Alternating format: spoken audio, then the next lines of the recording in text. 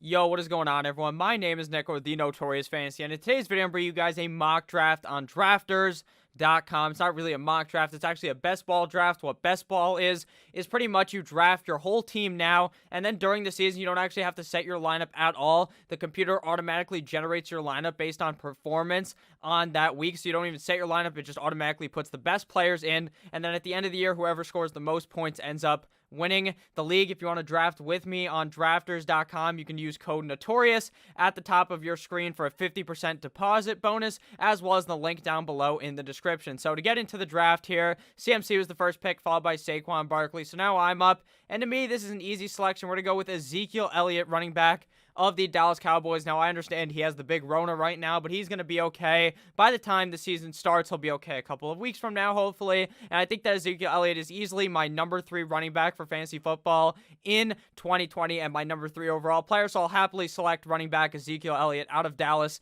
for my first pick of the draft. If any of you guys are ending up being new from just finding me on YouTube, please make sure to click that subscribe button down below. It's free, and I'm going to try to produce content for you guys every single day to help you guys win your fantasy football championship. So coming up here at number 4, we see Mr. Alvin Kamara come off the board. So a very typical first 4 picks of a PPR draft. Typically here at 5 through 7, we're actually going to see Michael Thomas come off the board. Anywhere in that range, Michael Thomas comes off at 5, so not very surprising. Now, we are in a 10-team league, and in 10-team leagues, I actually do draft a bit differently, because in a 12-team to 14-team league, I kind of draft the same way. I'm really trying to hammer the running backs, but in a 10-team league, I'm more likely to try to draft the tight end earlier, because I think the positional advantage is just more important in that type of a league. But I still typically stay by the same strategy in all these drafts, which is to load up on running back, but not make sure that you're reaching for the player you want. So if I want someone to come back to me at the second pick and they end up getting taken, I don't want to just reach for a running back in a different tier when I could easily just draft a wide receiver and happily draft a running back in the 3rd round that I feel like is at a better value at that spot. You don't want to come into any draft with any set strategy. Now, obviously, if you're the number 1 pick, you know who the fuck you want before you even enter the draft. You should know you want Christian McCaffrey or Saquon Barkley. Personally, I'm a big fan of Christian McCaffrey. I think he's easily the running back 1 yet again in 2020. So looking back at the board, after Michael Thomas came off the board, we saw Derrick Henry, Dalvin Cook, Joe Mixon, and Devontae Adams. So nothing too surprising right there. Dalvin Cook has fallen back, obviously a couple of picks due to the fact that he's holding out right now, and we actually have no idea what is going to be happening, but at the end of the day, he should end up signing eventually, I would think. After him, obviously, Joe Mixon, to me, my 5th best running back. I think Joe Mixon absolutely tears it up in 2020. I think this is going to be the year for him, strictly based on the fact that I think the offense is just going to be running so much better this season. We saw Mixon later in the season when the Cincinnati Bengals offense actually started to get it turning, that he ended up playing well. And they also started Ryan Finley for a couple of games instead of Andy Dalton, which was terrible for him. After that was Devontae Adams, like I said, then Nick Chubb, Miles Sanders, Josh Jacobs, and Clyde Edwards-Helaire. So in these first couple of rounds, you're going to really be seeing running backs come off the board at an exorbitant rate. They're going to be flying off the board. So the wide receiver value actually comes back very nicely. So if you want to get 2 running backs, I actually advise, if you can actually pick where you pick in a 10-team league, to go ahead and get one of those later picks. Get pick 7, get pick 8, get pick 10, where you can go ahead and snag 2 running backs in a row. After CEH, we saw Aaron Jones, Kenyon Drake, and then Tyreek Hill. This guy went with the 0 running back strategy so far, but the 0 running back strategy goes for a couple of rounds. So if he ends up picking a running back in the 3rd round, then that isn't true. But he went with 2 wide receivers with his first 2 picks, Michael Thomas and Tyreek Hill. Tyreek Hill in best ball is a lot better of a player because he obviously will sit in the games where he just scores to like 8 points. But in real fantasy, you obviously have to deal with it. In real fantasy, I prefer Julio Jones way over him. So looking at the board right now, we are 1 pick away. We already have Ezekiel Elliott on the team. I'm really hoping that, thank God, he did not get taken. Travis Kelce gets taken there, first tight end off the board. Typically, you're going to see Kelce and Kittle go round 2 and 3 in your typical at-home leagues, as well as seeing Pat Mahomes and Lamar Jackson go around there as well. But we're going to go ahead and get Austin Eckler, running back of the Los Angeles Chargers. Now, I understand there's a lot of concern in the fantasy community about, oh my God, the LA Chargers are not going to be running the ball as much. They're not going to be doing this. They don't have dump-off man Phillip Rivers anymore, so he's not going to be good. I understand the red flags. There are red flags there, but there's also flags telling me that Austin Eckler is going to be getting so much opportunity. They obviously don't have Melvin Gordon anymore. We saw last year without Melvin Gordon, fucking Austin Eckler's doing his touchdown celebration of strumming the guitar, just like he is going to strum you to win your fantasy football championship. He is going to go off this season. He's a PPR monster. I have called him fucking Christian McCaffrey Light. He's like Miller. There's regular Miller beer, I believe, and there's light. There's Budweiser, Bud Light. He's the light version of Christian McCaffrey. He's going to be getting a lot of rushing and a lot of pass catching opportunities, so I think Eckler really tears it up this season. After Eckler, we see George Kittle, DeAndre Hopkins, Todd Gurley, and then Lamar Jackson. So like I said, Lamar Jackson comes in the 3rd round, not very surprising here, but now we are up to bat at the running back position. It kind of gets a bit scary after here, so I'd much rather just go ahead and draft a wide receiver and then come back in the 4th round and snag my 3rd running back. So right here on the board, Julio Jones, Chris Godwin, Amari Cooper, Mike Evans, Kenny Galladay, DJ Moore. To me, there's one clear option here, and that's Julio Jones. Now, I understand there's obviously the concern about Julio Jones, and that is the fact that this guy just can't find the end zone if you fucking paid him. He's in to score 4 to 6 touchdowns every single fucking year because for some reason he just can't find his way into the end zone. But the guy's going to go for 1,500 plus yards and absolutely maybe not 1,500 plus yards, that's kind of crazy, like 1,200 plus yards, and just have an overall great season. And I talk about this in a lot of videos, but if you guys are new, there's this theory that I have about Matt Ryan. He has a good year and then a great year. Good year, great year, good year, great year. So his last season was his good season, so he's bound to have a great season this year, and I think Atlanta's going to be humming on offense, just like we saw last year. They were the #1 passing offense in the NFL. They were passing the ball pretty much every single time, and their situation in Atlanta is very similar. Obviously, they get rid of Mohamed Sanu halfway through the season, but now what happened? They go from injury-prone Devontae Freeman to injury-prone Todd Gurley at running back. They tell Austin Hooper to go ahead and skedaddle, and then they bring in Hayden Hurst, pretty much a carbon copy. So they're bringing in carbon copies of each of these players. The offense is going to be humming. Mr. Dirk Cutter loves to throw the goddamn ball, so I believe Julio Jones will eat, but Dirk Cutter has no idea how to design plays for Julio Jones to find that end zone. After Julio Jones, we see Allen Robinson, Kenny Galladay, Pat Mahomes, Chris Godwin, Jonathan Taylor, Leonard Fournette, and Mike Evans. So a lot of these drafts, you're actually going to notice in the first 2 rounds, very, very running back heavy, and then round 3 and 4, you're going to see a lot of the wide receivers actually fly off of the board. So many people are very high on getting all these running backs, so the wide receiver value really falls deeper into the draft. Chris Godwin is a guy who originally a couple months ago you might envision being a top 2 round pick. Now he's falling into the 3rd round.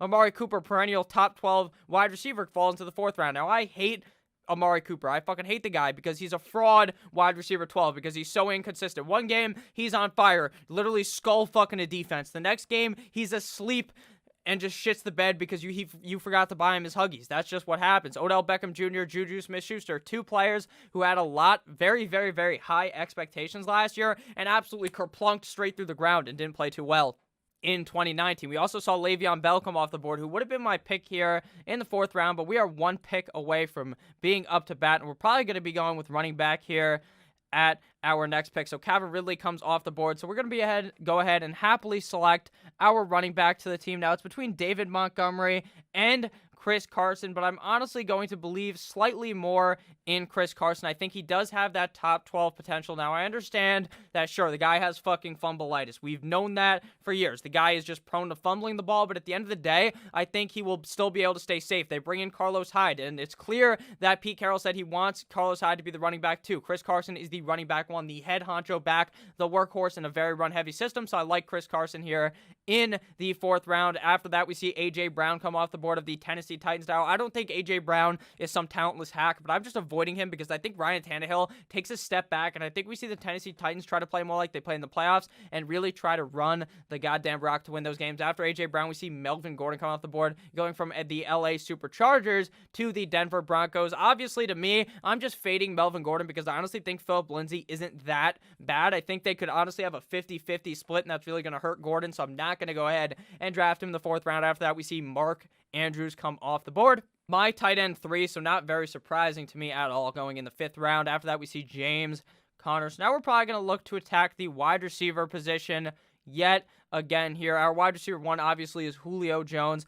but looking at the board here, Keenan Allen, Devontae Parker, Stephon Diggs, DJ Chark, Cortland Sutton, T.Y. Hilton, Cooper Kupp, Tyler Lockett, Robert Woods, Terry McLaurin. To me, there's an easy pick here, and that's Cooper Kupp. Now, I love his teammate, Robert Woods, and I actually have them very close in the rankings. If you guys saw Monday's video, it was actually about the wide receivers 10 or 11 and 12, and Cooper Kupp's my wide receiver 11. I really think he's going to have a great season this year. We saw him start off on fire, and then late in the season, he kind of just glided into being a top 5 wide receiver due to his touchdown scoring ability. He scored 10 total touchdowns last year, so I think this Rams offense is going to be looking much better in 2020. Now, we're about 10 minutes into this video, so if you guys have enjoyed thus far, please make sure to click that subscribe button down below. And I'd also like to ask if you guys are on Twitter to follow my Twitter, because there's going to be a poll going down today as you guys are watching this about who is the best fantasy analyst in this bracket, and I'd really appreciate if you guys would vote for me. It would really mean a lot to me. Even if I lose, it's okay, though. I just like to see that I got some votes. So after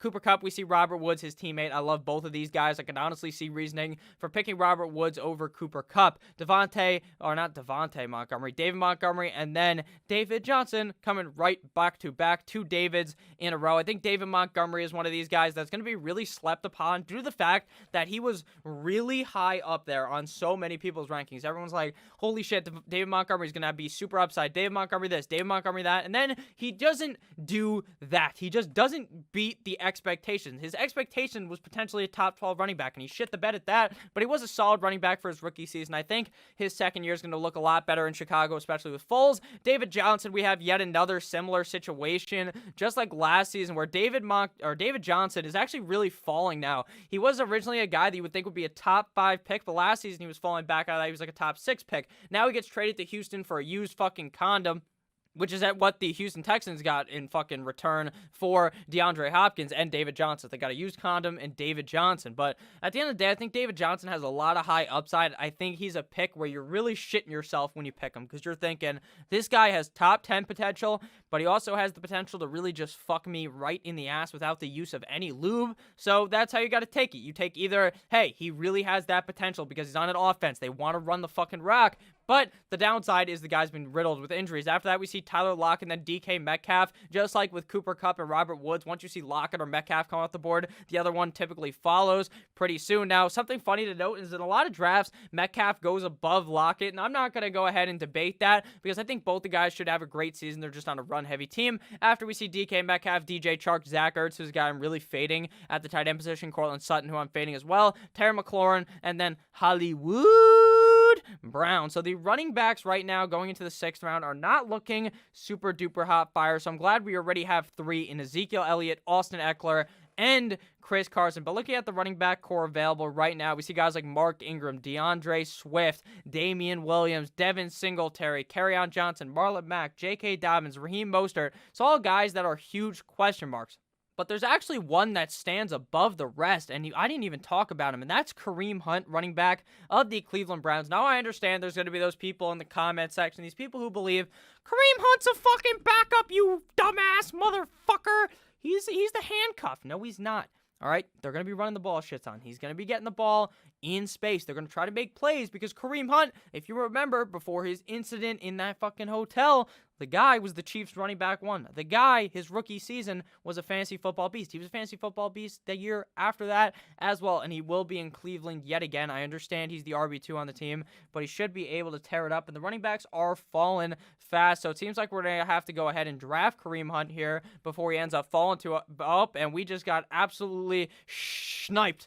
Kareem Hunt goes off the board. So now we're just going to go ahead and fade that position and go with a wide receiver and then hammer some more running backs slightly later. So looking at the wide receiver core, Keenan Allen, Stephon Diggs, T.Y. Hilton, Julian Edelman, A.J. Green, Michael Gallup, Deebo Samuel. So no real guys that I'm really looking at here. I typically don't go quarterback this early, so we're probably going to have to maybe reach on running back, even though I kind of talked about not wanting to do that at all. So this is going to be quite the shitty situation for us, but I'm going through my straight up thinking here. I'm going to go ahead and reach on Tyler Boyd. I understand the 6th round might be a bit early for a lot of people's liking on Tyler Boyd, but I really think the guy has top 20 upside. The guy's gotten 1,000 yards 2 years in a row. I'm a huge advocate of him. He typically is like a 7th or 8th round pick, but I'll go ahead and make sure I get my guy that I think will be a top 10 player on my team, so I had to go ahead and, or potentially a top 10 player on my team, potentially a wide receiver one, a majority of the weeks in this season, especially if AJ Green ends up being as clumsy as I think he's going to be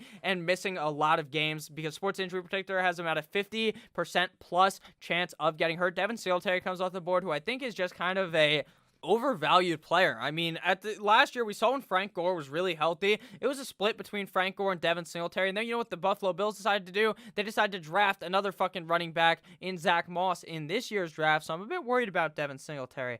Not looking super duper hot for me. So obviously T.Y. Hilton comes off the board next. Kyler Murray, Keenan Allen. So we are in a best ball draft. So I'm more likely to try to take a guy that I think is a long shot, but does have the potential to be an elite player. Whereas I may be fading these kind of players in a real draft. And who I'm talking about here is J.K. Dobbins.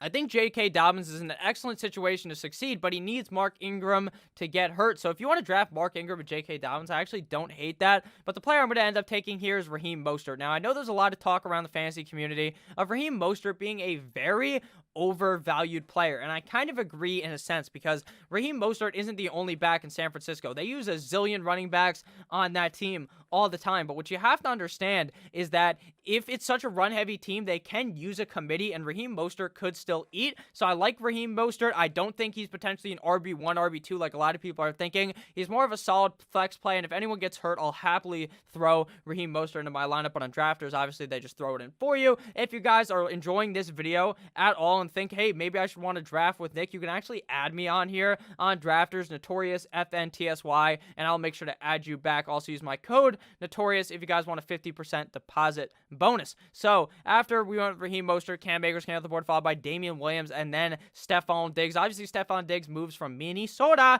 to Buffalo. Is that a good thing or a bad thing? I'd say it's actually a good thing for Adam Thielen that Stephon Diggs gone, and an okay thing for Stephon Diggs. I think this Buffalo Bills offense is going to be very good. I just think Stephon Diggs might be overvalued, but here he wasn't very much overvalued because he went in the 7th round. I think in a lot of drafts, though, we see him go a lot higher. After Stephon Diggs, we see Evan Ingram, Darren Waller, J.K. Dobbins, Darius Geis, and Michael Gallup. And Darius Geis, to me, is just an overblown running back. This motherfucker can't stay healthy. So why are you drafting him? Why are you drafting him to play 3 or 4 or 5 games? Why are you drafting him into a running back situation that is as confusing as it gets? They have one of the best running backs of all time on their team. Now, I understand Adrian Peterson is not Adrian Peterson from 5-6 years ago, but he's still fucking Adrian Peterson, and he's still going to be running the ball a decent amount of time, and they have other guys. They drafted another running back to join this fucking team, so I don't understand the love for Darius Geis, Michael Gallup, Deebo Samuel, and then we see Dak Prescott, who doesn't even show his name here, but that's obviously Dak Prescott. As you guys are watching this, Dak may or may not have signed his franchise tag. I recorded this the day before that was supposed to happen on Monday, so maybe he does, maybe he doesn't. I would assume he does, but the guy got fucked over if they don't give him like a real contract. I can't believe it for Dak. So Deebo Samuel goes before that. So Deebo's fallen down the board quickly. He was more of a 6th, 7th round pick. Now falls into the 8th round with that injury. I do worry about it. I wouldn't be drafting him in the 8th round until we know more about it. Around August is when I think we'll have a better idea of what's going to happen with Deebo Samuel. So after that, we see Dak, James White, Brandon Cooks, Will Fuller, and Deshaun Watson. So we are in the 8th round, so I am comfortable taking a quarterback here, but I still think I would much rather wait and load up on the running back and wide receiver core. So looking at running backs available, Kerryon Johnson, Marlon Mack, Ronald Jones, Phillip Lindsay, Sony Michel, guys like that. So I think here we're going to go ahead and select one of my favorite running backs late in the draft. And there's actually 3 guys I'm eyeing on the board right now. Sony Michel, who I like, obviously injury prone, but I like him. Rojo, who I like a lot as well as Phillip Lindsay. Right now, I think Rojo is in the best situation to score a bunch of touchdowns on that Tampa Bay offense, so that's who I'm going to go ahead and draft. But I wouldn't hate Phillip Lindsay either because, like I said, I think Melvin Gordon is going to be stuck in a snap share, a touch share with fucking Phillip Lindsay. Phillip Lindsay, very underrated considering the guy was an undrafted free agent and a Pro Bowler his fucking first year in the NFL. Now, he didn't play in the Pro Bowl because he ended up getting hurt, and he won me a championship because he got hurt, and the other guy had him, so shout out to you, Phillip Lindsay. But this guy is no pushover. He's a great running back in the NFL and a 1,000-yard rusher easily if Melvin Gordon wasn't there, but with Melvin Gordon there, I think we're going to be seeing a lot of back and forth towards these guys, and Melvin Gordon last year was getting absolutely mollywopped by Austin Eckler. After I went with Mr. Rojo, AJ Green came off the board, followed by Jarvis Landry. AJ Green, I am not drafting him. I fucking said it in every single video I make.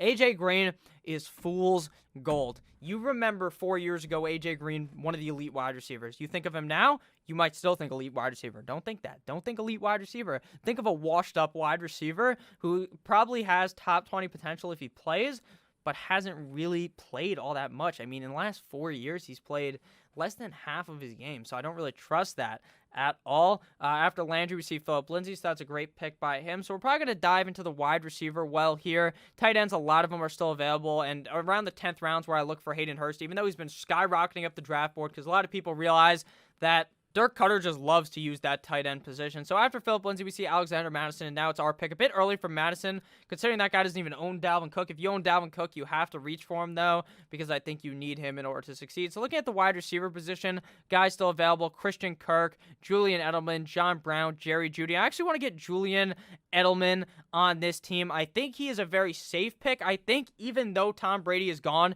we still see Bill Belichick draw up the plays to get Julian Edelman the ball. If you're Jarrett Stidham and you're a fucking young quarterback, obviously second year in the NFL last year, obviously rode the bench behind Brady, you're going to want to throw the ball to the safe slot guy, the guy who you throw the ball near him, the squirrel man, Julian Edelman's going to get that fucking ball. After that, we see Marvin Jones, who's a guy I was hoping would fall into the 10th round. Very good pick. I think Marvin Jones is going to have an excellent season. Russell Wilson, John Brown, then Jordan Howard. Jordan Howard's a guy who's being extremely underlooked due to the fact that the guy, he has no hands. I mean, he really doesn't, but getting thrown into a situation where the Miami Dolphins are not going to be fucking terrible. I'm a Dolphins fan. Jordan Howard's going to run the ball a decent amount, and the running back around him is injury prone. I understand Matt Breida he always plays though, but he is injury prone because he always gets hurt. I like Matt Breida. I like his value as well. I think Jordan Howard is an excellent steal as well, though. He's a guy not many people are talking about, and is a guy that I think obviously has on some game basis when he's playing up against these bad defenses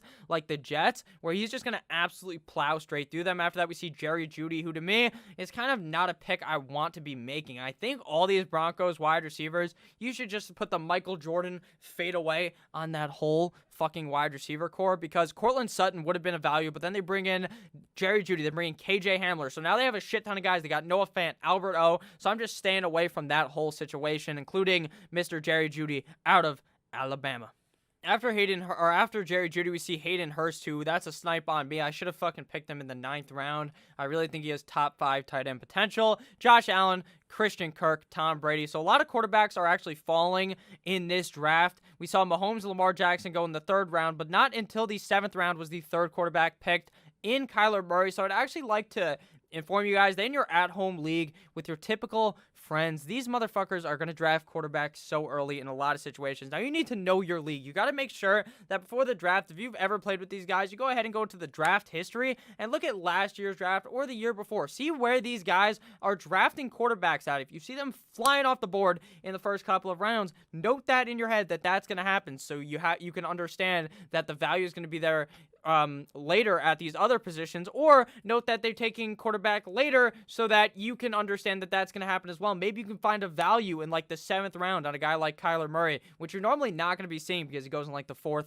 fucking round. After we see Tom Brady, Tampa Bay Tom, Kerryon Johnson coming off the board, followed by Darius Slayton, Tyler Higbee, Deontay Johnson. Tyler Higbee is a guy not being talked about too much. Now, I understand all of these LA Rams guys aren't going to be fucking amazing like a lot of people believe, but the guy was a beast down the stretch, and I honestly believe that he's going to be getting a lot of work this season as well. Jamison Crowder comes off the board the 10th round, which I don't really like at all. I'm not really trying to buy too heavily into Jamison Crowder. Now, looking at the board here, Marlon Mack's still going to be getting some work, but I don't think he's really necessarily worth a pick. I'd much rather go ahead and get Sony Michel, who, while they'd like to run a running back by committee in New England, is the alpha running back in that situation. I think unless we see Sony Michel get extremely hurt, then he should be fine. But something to note about Sony Michel is right now, I'm not sure if we can pop up the news, but he's on the PUP right now. He underwent foot surgery, so it seems like he may not be back in time, which is worrisome. If in August Sony Michel doesn't seem like he's going to be healthy soon, I'm fucking skedaddling straight off that take and hopping back on the James White train, or maybe even drafting one of those other backups on that roster like Damian Harris, and maybe hoping that maybe Sony doesn't come back and we see a Damian Harris train. A lot of people were heavy on Damian Harris coming out of college last year, thinking, oh, maybe Sony Michel will get hurt because Sony Michel does have that knee arthritis. But Sony Michel said, fuck your couch, and just played the whole goddamn season. So CeeDee Lamb comes off the board at the next pick. CeeDee Lamb's a guy that I'm kind of on, but I just don't see him getting over 1,000 yards like a lot of people are kind of predicting. Looking now towards our pick, I think we're going to continue to wait on tight end. The quarterback position is still wide open. I would like to get Matt Ryan here actually in the 11th round and pair him with my wide receiver in Julio Jones. Now I understand stacking isn't necessarily the best all the time, but if I can get my elite wide receiver and pair him with an elite quarterback and Matt Ryan, who I think tears it up, because earlier I said good season, great season, good season, great season. We saw the good last year. We're going to see a great season this year out of Matty Ice. Now we are back on the board. Sorry about that. I had to fucking sneeze. But what sucks is Matt Ryan got absolutely sniped from out of my arms right there at the 11:01, and then Keyshawn Vaughn goes. So we're probably going to go ahead and fade quarterback here. Yet again, we still got 30 seconds to pick, so we'll probably end up loading up on one more running back here, but I don't really like the value, so we're probably going to just go ahead and pivot onto wide receiver. There's a couple of guys I like here. I like Mike Williams. I like Anthony Miller. I like Emmanuel Sanders as a safer pick. Preston Williams I like as a high upside pick, but I'm going to go ahead and take Anthony Miller time here in the 11th round. I think Anthony Miller, we saw late in the season, is a true wide receiver too. Allen Robinson obviously is going to tear it up with the addition of Big Dick Nick Foles, who I believe will be the starting quarterback of the Chicago Bears. I think we see a much better looking Chicago Bears offense, and in that case, I think Anthony Miller is going to see a terrific year that we can find late in the draft. After that, we see a run at running back, Matt Breida, followed by Latavius Murray, Marlon Mack. I like Latavius Murray. He's probably the best handcuff in fantasy football. We saw last year when Alvin Kamara went down, he was scoring 30 fantasy points per game in those 2 games. So if you draft Alvin Kamara and then you go ahead and select Latavius Murray in like the 10th, 11th round, you're good at running back. You know you have one position completely locked up. Latavius Murray used to be the head rusher of the Minnesota Vikings, and then last year obviously moved into the running back 2 role of New Orleans, but we've seen the talent. We know the guy's good, so I like that value there in the 11th round. Another pick I like with a lot of value here, Zach Moss at the 108. Zach Moss is going to tear it up. I told you guys about, I don't know if I actually said it, I don't like Devin Singletary. I really think, just like with Melvin Gordon, we're going to see a 50-50 split potentially, especially in Buffalo, because when Frank fucking Gore was healthy, Devin Singletary was sleeping. He was taking a fucking nap. He got his Snuggie on, and he was sleeping, chilling back, and then Frank Gore was playing pretty good. Zach Moss could do the same thing. He could ball out of control.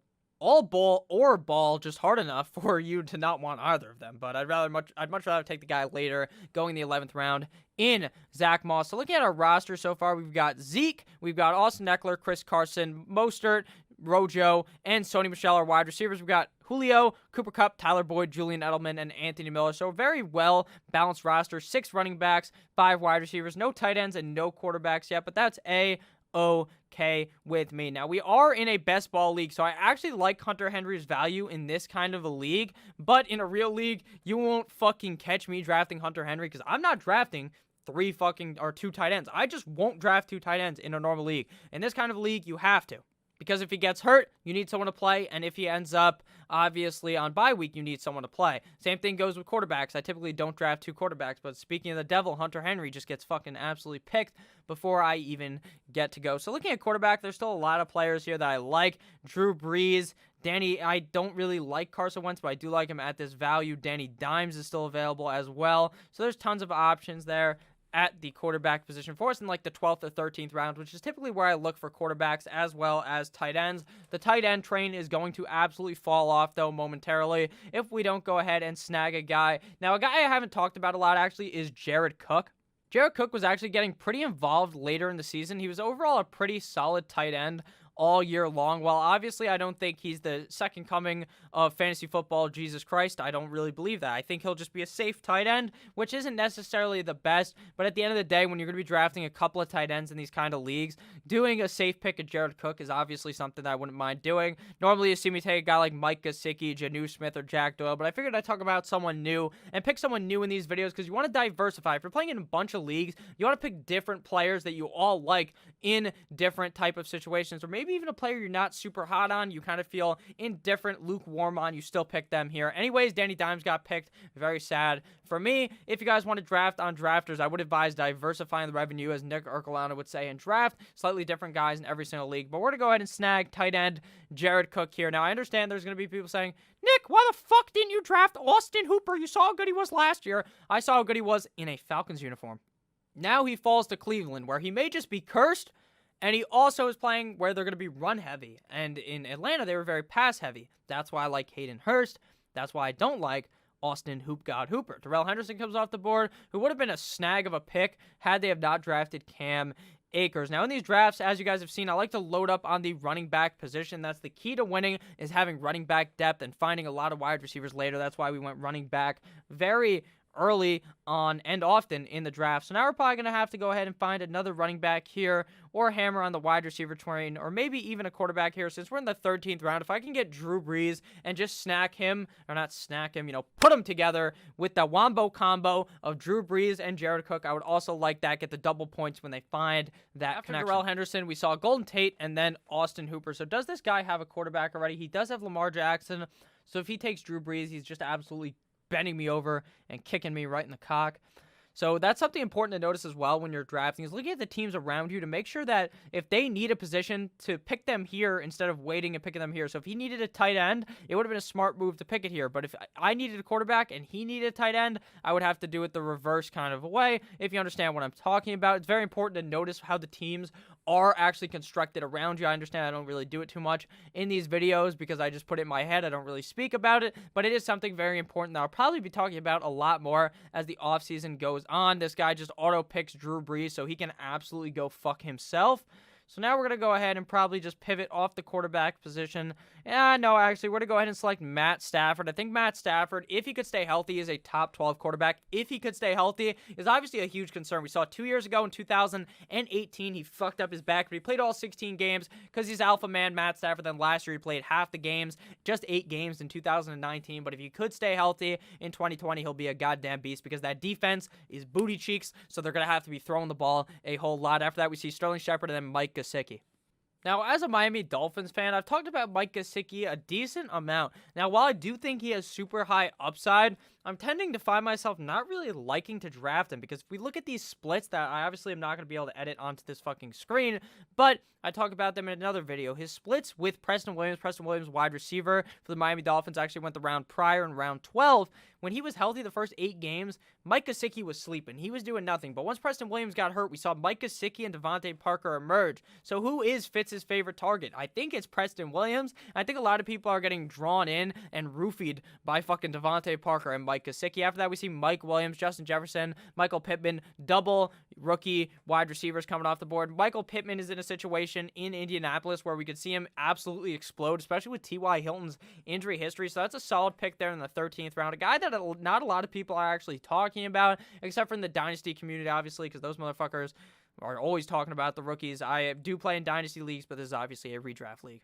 After Michael Pittman, we see Aaron Rodgers come off the board. Now, Aaron Rodgers is actually a guy who's a good topic of discussion, because personally, I think Aaron Rodgers is going to have a down year again due to the running. Now, I think they are actually he's going to actually finish higher in fantasy, but they really fucked Aaron Rodgers over by not drafting a wide receiver for him, which is obviously pretty concerning. But at the end of the day, Aaron Rodgers is going to be fine for fantasy. I just don't think he's that top 12 quarterback anymore, but it seems like in these drafters, he's not getting drafted as that top 12 guy, but in a lot of at-home leagues, I can see Aaron Rodgers being drafted as a top 8 quarterback strictly based on name value. Actually, now after we see Aaron Rodgers, we see his teammate A.J. Dillon, rookie running back. We see a tight end run of Jonnu Smith, Noah Fant, Dallas Goedert, Blake Jarwin, Jack Doyle. This is what happens. Late in drafts, you're going to be seeing these tight ends and quarterbacks absolutely fly off the board. Now, we are going to end up needing a tight end too, and we're probably going to have to end up drafting it soon before all this. We have to start drafting these scrubs, but Rob Gronkowski is just absolutely buried in here, so he'd probably be my pick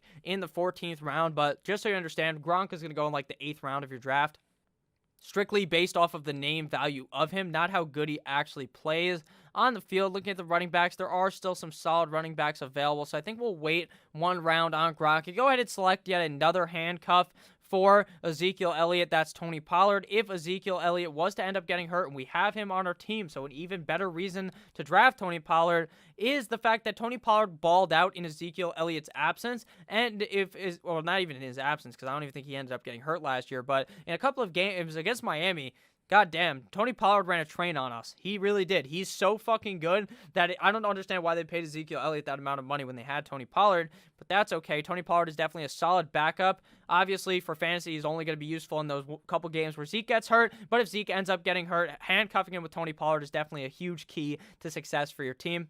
After we went with Pollard, Sammy Watkins came out the board. And Sammy Watkins, to me, is kind of a waste of a pick. I really don't like drafting him anymore. I mean, we saw him last year, had one good game, and then had a game that was very good in the Super Bowl. So I think you just overall fade Sammy Watkins. Nyheim Hines comes off the board after that. So a lot of quarterbacks are still available. So we can go ahead and select our quarterback 2 probably in like the 16th or 17th round. We're probably going to go ahead and draft one more wide receiver here, though. And looking at the board, Alshon Jeffrey, Curtis Samuel, John Ross, Tyrell Williams, Kenny Stills, Corey Davis, Hunter Renfrow, T. Higgins, N'Keal Harry, Cole Beasley, Rashad Perryman. Tons of guys with some solid upside. So I'm going to go ahead here and do something that is a bit crazy. I'm going to go ahead and draft fucking N'Keal Harry, even though I have Mr. Julian Edelman. Now, I understand that that's kind of crazy to do in a redraft type of league, but we're in best ball. I think N'Keal Harry really has a breakout season. He would have last year as a rookie had he not have gotten hurt. He didn't develop that connection with Tom Brady. Then like 8 weeks in the season when he comes back, Tom Brady just doesn't fucking look for him because they just don't have that connection. But that's going to change this year. Him and Jarrett Stidham are going to have a great connection after we see N'Keal Harry. Boston Scott comes off the board. Another great handcuff. Obviously the handcuff for Miles Sanders. I'm going to go ahead and fast forward our way into the 16th round since it does get a bit dry back here, but I'm going to give you guys a breakdown of all those picks as well in a second. Boom. We are back, and we are one pick away from my selection. Boston Scott, after we went with N'Keal Harry, Jimmy Garoppolo, Big Ben Roethlisberger, Hunter Henry, Joe Burrow, Allen Lazard, Damian Harris, Rashad Perryman, Brandon Ayuk, who's actually a snipe of a pick that late in the draft. I think Brandon Ayuk has a great couple of weeks early in the season when Deebo Samuel is gone. After that, Antonio Gibson, Anthony McFarland, TJ Hockenson, Robert Gronkowski, and Ian Thomas. So Gronk went, even though it's who we wanted. So we're probably going to be stuck with another not-so-hot tight end. But we're going to go ahead and get our quarterback 2 here in Mr. Gardner Minshew. Gardner Minshew is one of those high upside guys to me who I really think has the potential to be a top 12 quarterback a lot of the weeks, especially being down big in games in Jacksonville since that defense is hot cheeks. So while he's not a super big target of mine late in drafts in like a normal draft, because I typically only draft one quarterback, in these kind of leagues, I really think that in best ball, he has a lot of upside for my roster. And you want to make sure you draft 2 quarterbacks if you're drafting 2 or 3 that have different bye weeks. So 5 and 7 for Stafford and Minshew. We do need to get a tight end here, though. And there are actually some I do like late. I think Chris Herndon has some solid upside, and I also think that Jay Sternberger does as well, but I'd probably end up going O.J. Howard strictly based on the fact that I think O.J. Howard has a bunch of big games this year, maybe when Gronk is injured, because Gronk always gets injured like 11 weeks in. Or just when Brady throws it to the tight end, the other tight end in O.J. Howard. So I think we could see O.J. Howard have a great season, but not really for redraft because you don't really want to draft the tight end 2 on any team when there's obviously guys that are still the tight end 1 available on their team. Will Dissly could eventually become that since Greg Olsen just always ends up getting hurt. Kyle Rudolph, obviously the tight end 1 on his team. Chris Herndon as well. So I'm going to fast forward to the final pick, and then we're going to give a recap of my whole draft.